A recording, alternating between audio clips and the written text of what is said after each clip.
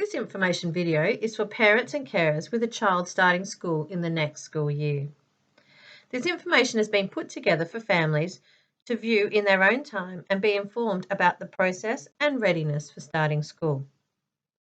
While this video has been made by the staff at Sutherland Public School, the majority of information is transferable to all Department of Education public schools. All our local public schools work together as part of the Heart of the Shire community of schools. Principals meet regularly to discuss the best learning opportunities for all local students. We ask all families, in line with the Department of Education's enrolment policy, to contact their local school for further information and timelines. Principals discuss openly all non-local enrolments each year across our area.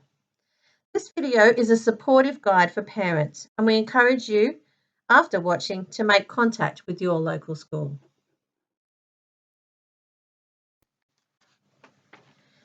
Starting school is a really exciting time for you, your child, and your family.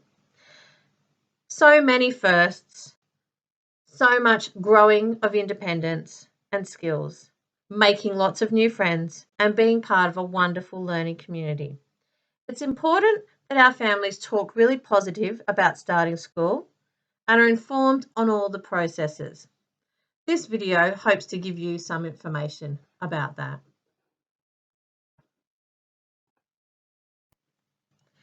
What do you need to do now?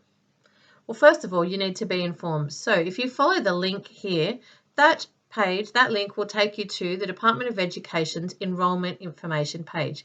And here you'll find out the information of how to enrol, the enrolment form, be able to search where your local school is, and any further information that you might need. But what's really important you do as a parent or carer is contact your local school. Find out who they are, look up where your address is and what your catchment area is. Contact your local school and see what their dates and timelines and processes are. You need to complete the enrolment paperwork. A lot of that can be done online. You can download the form and fill it in and send it back to the school. And there are some supporting documents that you need to send, for example, birth certificate, immunisation certificates, proof of address, and possibly some other immigration or other forms that you might need to provide. It's really important to discuss starting school with your child and to discuss the needs of your child with the school. If your child has some additional learning needs, that's really important to do early with the local school so that they're able to discuss with you the best options for transition to school and supports that will be able to be put in place for your child. Really important for families to participate in orientation or transition to school sessions, as that makes you and your child feel really comfortable and helps the school in getting to know your child a little bit better before they begin next year. And very important, be informed and ready for the school year. Make sure you've got the uniforms, the shoes, the materials that you might need. Make sure you've participated in the transition sessions. Make sure your enrolment information is up to date and correct and completely filled in, and that you've got all the dates and required things that you need before starting school the following year.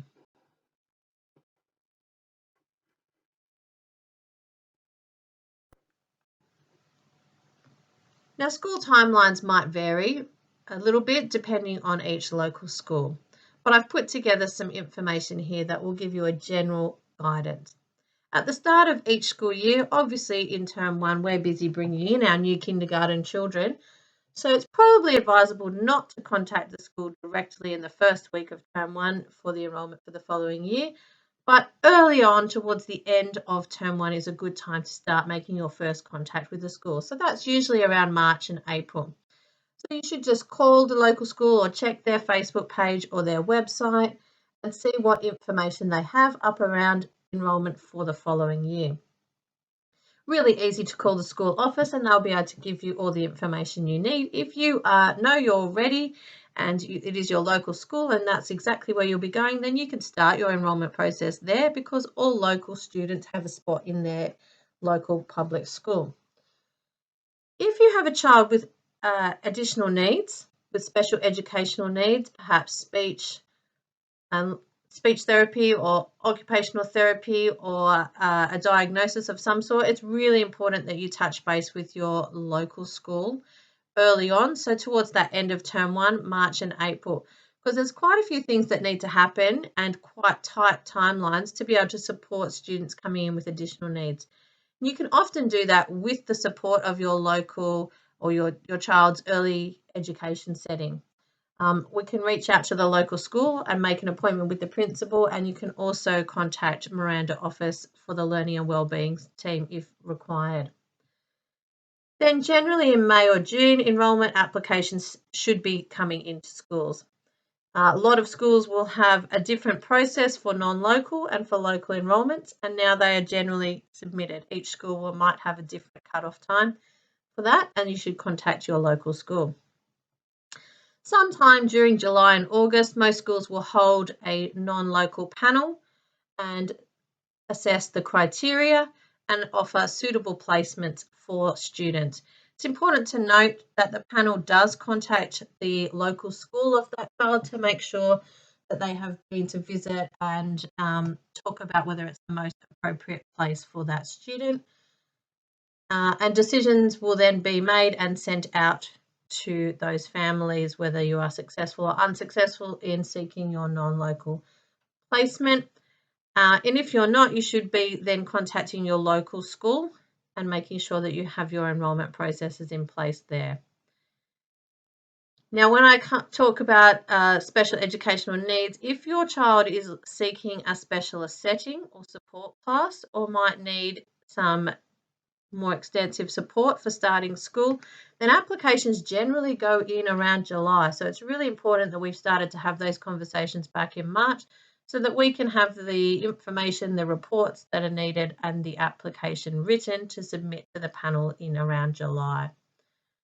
In September, we're now starting to finalise our enrolment papers, making sure our applications are completed, that we have all the supporting documents, and we will have each school will have their orientation dates and information available to their families.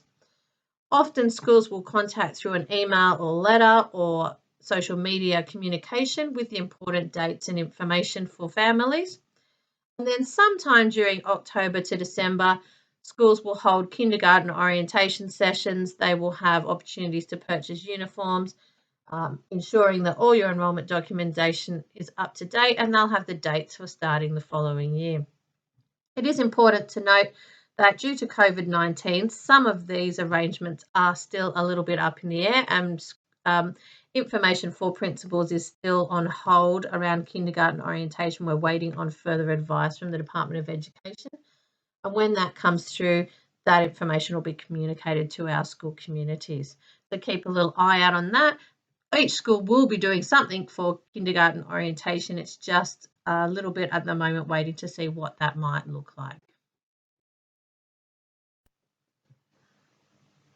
So what happens next?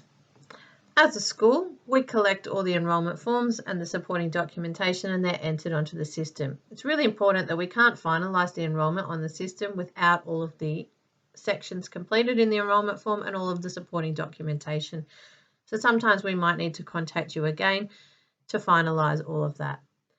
If it's a non-local application, then the panel will meet and they will make decisions based on the criteria, and they'll inform the applicants whether they are successful or unsuccessful. The school will be in touch with their kindy orientation dates and their best start dates and their start dates for the following year.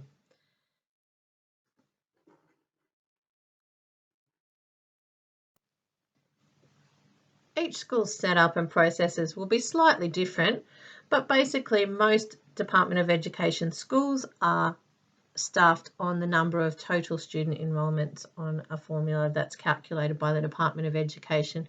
So sometimes it's a little difficult for schools to be able to advise you of how many children are in each class, what the class might look like, if they're straight classes across the school or composite classes, because all Department of Education schools are funded in the same way, and sometimes those enrolment numbers impact the decisions that are made at a local school area. It's really best to contact the local school to see what information they have regarding that. But at this point in the school year, they potentially don't have a lot of decisions made around the following year. But it's always a priority to bring our students in smoothly and to have clear transition systems set up in our school to support families and students across that.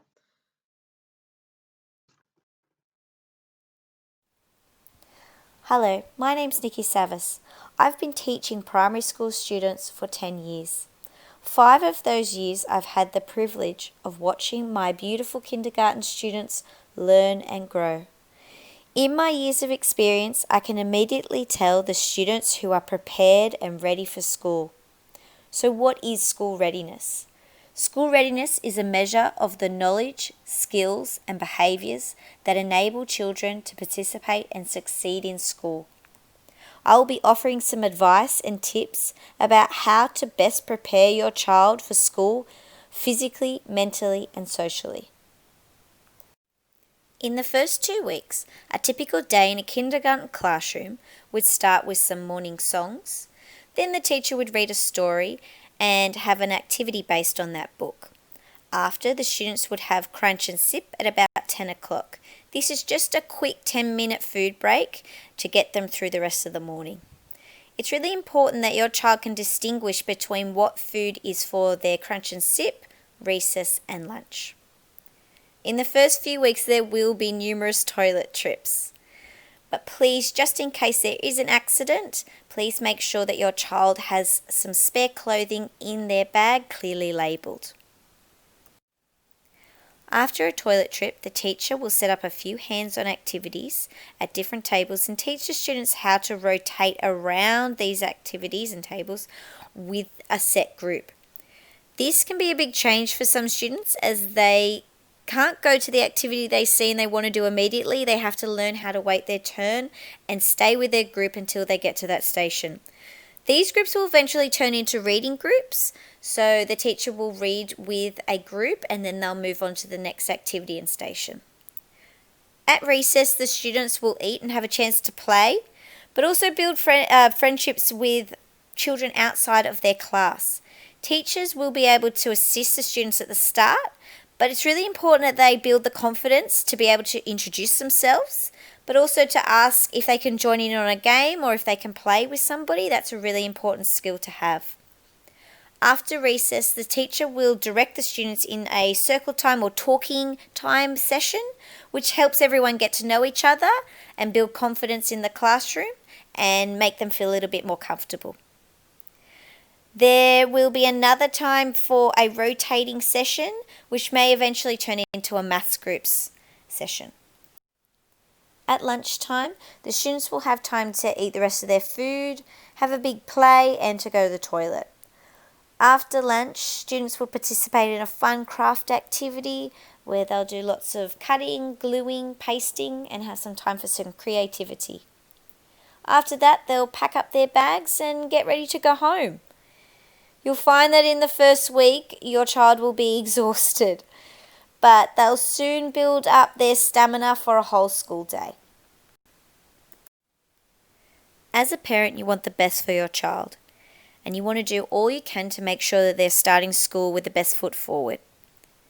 Academics play a small part in actually being ready for school. Teachers are initially looking at your child's fine motor skills, gross motor skills, organisational skills, social skills, and any assessments they've had. I'll go into these areas further so you know how you can help your child prepare for school. A child's fine motor skills determine their ability to precisely control the smaller muscles in their hands, thumbs, and fingers. Fine motor skills are incredibly important for simple tasks in daily life, such as holding and grasping small objects, buttoning clothes, eating and turning pages. They're also really important for skills needed at school, such as holding a pencil correctly, writing, drawing, cutting, gluing and typing on a keyboard. You can see on this x-ray how the hand changes so dramatically each year of this child's life. So fine motor skills are super important for making sure that they're hitting all the targets they need when they're developing in school. By the time a child is 4 to 5 years old, they should be able to hold scissors and cut on a line continuously. They should be able to draw and copy a cross and a square. They'll be able to write their name, some numbers, as well as copy some letters. It should be clear whether they are right or left-handed by this stage, and they should be able to dress and undress independently and by themselves. These are all good indicators to see if your child needs to work on something or if they are ready for school. As you can see in this video, there are so many activities that you can do to help your child develop their fine motor skills and build that strength in their fingers. There's lots of songs and games that you can play to help strengthen those fingers. Cutting and drawing is always good. You can cut up a sponge and they can build towers. I do this with a peg, which also helps build those fine motor skills. Tracing and dot to dot is really good. Play-Doh and kinetic sand are fantastic for building strength in children's fingers. Pick up sticks is a great one because they can use their thumb and pointer to pull out the sticks, which are the fingers that you need for pencil grip. Lego is a great resource as well. iPads are definitely will not strengthen their fine motor skills. Think about all the hands-on activities that we did in kindergarten and primary school, and none of these involved iPads. So these activities and games that have the intricate movements of the fingers are all excellent ways to build fine motor skills before your child starts school. Gross motor skills are those which require whole body movements. A child's core strength is a big part of this. Having core stability is essential for simple things such as sitting up with your legs crossed. If you think about when a child's a baby, they do tummy time, and this is the first instance where they are developing that core strength and gross motor skills. If your child is still struggling with core strength, tummy time is an excellent way to develop it. Other ways that you can develop your child's gross motor skills are through animal walks, midline crossing, where they use their arms to cross their body, throwing and catching skills, being able to swing their arms when they run and walk, and being able to balance.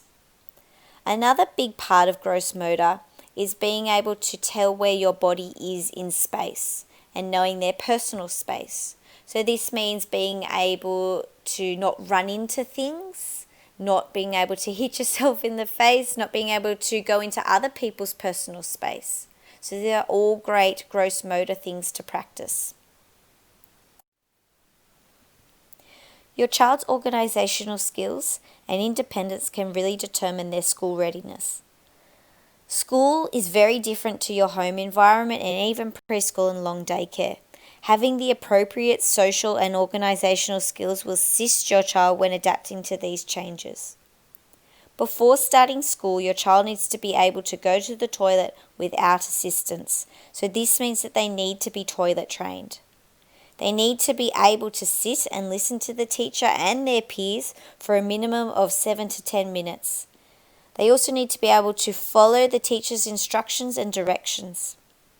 Your child needs to be independent when it comes to organising their belongings like their hats and jumpers, getting things from their bag like their lunchbox, and deciding what to eat and when. They need to be able to ask simple requests such as, "Can I please go and get a drink?" and "I need to go to the toilet." If your child does struggle with any of these things, please put in the time now and work on them with your child so that they can start school feeling confident. Your child's social development is very important. Playing and interacting with other children is a big part of kindergarten and also a big part of going to primary school. Your child needs lots of practice talking to other children, but also talking to adults. We have numerous teachers that come into a kindergarten classroom, teachers' aides, learning support, and teachers that come in and teach separate lessons such as science. So your child needs to feel comfortable interacting with adults and answering questions and so forth. They need plenty of practice turn-taking and sharing. This can be in games, in play, but also with resources and equipment such as pencils. As I said earlier, your child needs to be able to ask to join in games or play. They need to feel confident in saying, "Can I play with you or can I join in?" Imaginative and make-believe play are really essential to a child's development. Engaging in these sorts of play will help ease them into building relationships with other children and further develop their imagination and creativity. Before starting school, I highly recommend getting your child's hearing and sight tested. This can just be for peace of mind knowing that they're starting school with their best foot forward. I also recommend getting the 4-year-old health check, seeing your GP or even a paediatrician. This can just be to make sure that your child's learning and development's on track. If any issues do arise from this, please make sure that you let the school know prior to your first day of school, but also once your child is in a class, make sure that you let their classroom teacher know. If you suspect that your child may be having some speech problems, make sure that you go to your GP and then they can recommend a speech therapist to go and see to make sure that those issues are sorted out, and they'll give you activities and things to do. The same goes for if you notice that your child's fine motor skills are lacking, you can always see an occupational therapist. But my best advice is before you see any of these, make sure that you talk to the educators at your preschool or daycare. They will let you know which they think is most suitable for your child and if there is any issues and what to do, and they'll help you out. They're the best people to go to. Is my child ready for school? I definitely get asked this question a lot from first-time primary school parents. And the best advice I can give you is to ask your educators at your preschool or long daycare. They know your child very well and they'll be able to tell you if your child is ready or not, especially if they're starting school young. They'll also be able to tell you what your child needs to work on and how you can help them in order for them to be ready for school. I'm in contact with a lot of early childhood centres and the educators there, and they do an amazing job. So please trust their advice, as they just want the best for your child. Parents, you want the best for your child. You wouldn't be listening to this if you didn't. So to ensure your child has a great start to school, look at the areas discussed in this video to determine your child's school readiness. Assist your child by working on these areas and developing their independence. The best advice that I can offer is to discuss with the educators at your preschool or long daycare what your child needs in order to be ready for school. Thank you for watching our information video, and thank you to my kindergarten team who have helped put this together. Such wonderful teachers we have in all of our local schools in kindergarten who really go out of their way to make sure families feel connected and their children start school nice and smoothly. If you have any further questions, then my advice is please go back to your early childcare setting. Talk to your providers, talk to your teachers there. They know you and your child really well and are the best place to help advise you. If you have further questions around school, then make sure you reach out to your local school. And I've put the little link there to find your local school for all the contact information there. And if you have further information, you can always contact the Department of Education, our area office at Miranda. Just a reminder that this information was put together by the staff of Sutherland Public School because of the need in our local area for helping our families getting ready to start school for next year.